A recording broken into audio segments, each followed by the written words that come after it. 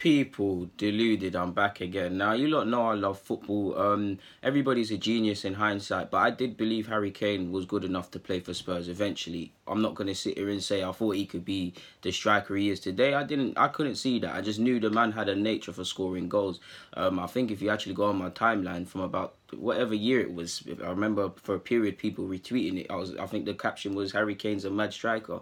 That's because I've always believed in Harry Kane. I think personally, since he's bust into the Spurs team and been there for a couple of years, he's more of an all-rounder, and he's probably a bit more of a more complete player. He runs around, works his socks off. He doesn't score many, but he's got the bravado to hit free kicks and things, scores all sorts of goals, and he's just more than a goal scorer. Obviously, at the end of the day, as a striker, that's all that matters. That's all you're going to be remembered for. I know he went and ironically won the Golden Boot at the World Cup, but I believed in him. Back then, I wouldn't say for me anyways, he wasn't quite that. He's always been a good goal scorer, I'd say. Apart from that, there wasn't much more. One thing I rate about him is his resilience, because if you look at Cameron Lancaster, this shows a lesson to prospective scouts and things like that.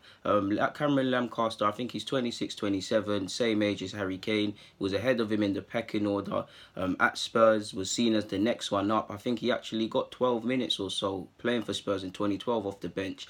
He was seen as someone that could be the next up, and from what I remember of him, wonderful technical abilities, could play up front as well as a couple positions.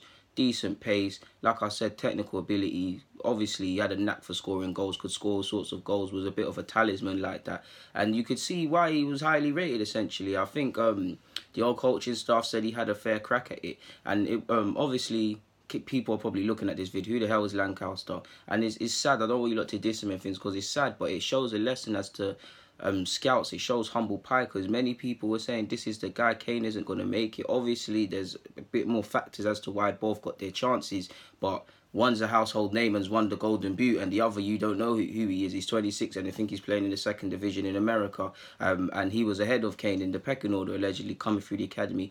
So it shows, I always say, the one that you don't look at is the one that you can make, the one that makes it.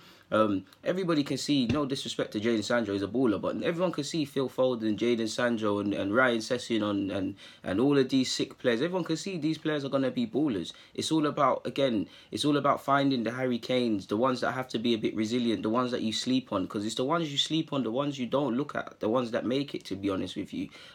It's not the best of examples, but Raheem Sterling and Pickford, they played together at the under-17s World Cup and the Victory Shield, forgive me if I'm wrong. Many people rated Pickford, but you remember Raheem Sterling vividly, and Zach Answer and Hallam Hope and Jordan Cousins and all of these players. How many remember Jordan Pickford? It's about finding the ones people are not necessarily looking at. Everyone can see the guy that scores 10,000 goals and things.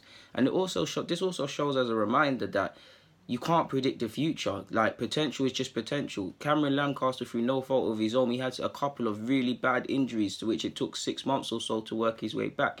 Obviously, once you get these sort of injuries, it pushes you back in the pecking order at Spurs. There was obviously, at the time, there was a lot of changes in regards to managerial changes at Spurs. It wasn't Pochettino as a fixated sort of manager. So that environment goes against players, because I've got friends that were at academies, they were pushing on first team, new managers come in, they have no looking, because no matter what way you try and shape it, football is sadly a game of opinions, right or wrongly. I could be sat here as a head of development or first team coach, and a guy could be, no disrespect to Carl Jenkinson, could be worse than Carl Jenkinson, but if I decide he's the best right back I've ever seen in the world, he's gonna play. Do you see what I'm saying? Equally, if you actually are the best right back, the second homecoming of Dani Alves, and I don't rate you, you're not gonna get a chance. You see it, people.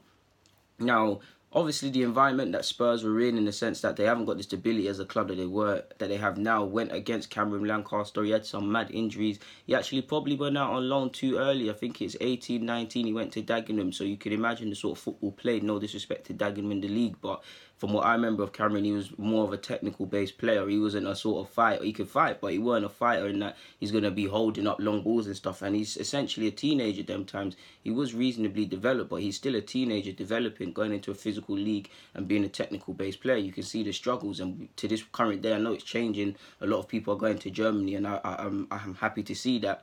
But you get the point. I hope he gets back. He is playing to a decent level. I typed in his name on Google, and I think he's playing for Nashville SC, and I think he's been linked with a couple MLS sides. So, I mean, at the end of the day, he's a professional footballer. It might not be the heights that he was spoken of, but at least he's still earning a living. And for me, people, he's come back from some crazy injuries. So the very fact that he's earning a living playing football is what many people dreamt of, and he's still doing it. And like I said, man, he was capable of great solo moments. He had a decent goal return. He had lovely technical qualities. He was a baller. There's no way around it. He was a baller.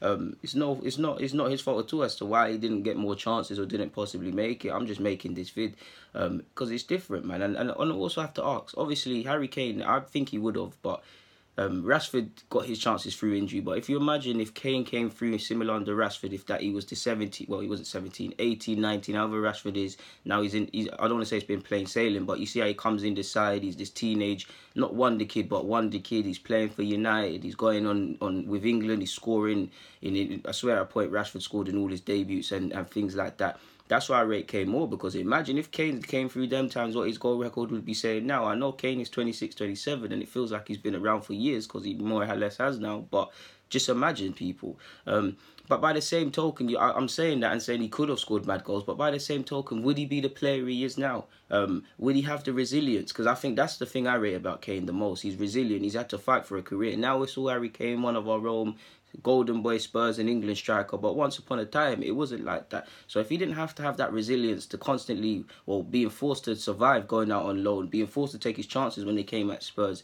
having to wait, having to really work hard because his career was in the balance of sorts, would he be the same Harry Kane he is now? I'm not too sure. That's a question only he can answer, because that's one thing I rate about. I know he plays for the Spuds, but on top of his technical qualities, I love his hunger and his determination, man. He really strikes you as a man that knows that if he doesn't run 10 laps, there's 25 people who will run more laps than him. And that's the best mentality. When you're at the top, there's no way, that the only way is down sort of thing. And I don't think Kane suffers from complacency. I really think he's got an elite mentality, and that's what I like about him the most. But yeah, man, when you look at things like this, if he was to look at them at 17, people are rating Kane, don't get twisted, but everyone was saying Cameron Lancaster. Everybody was saying this and that. And then when you see them a couple years, or probably about 10 years now, where are they now?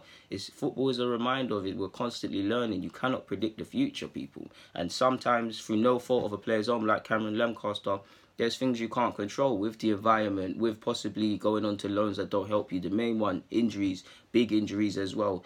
Like I said, man, I'm happy to see him playing football in some way, because some of the injuries he's had, I've seen people give up, and might have even given up.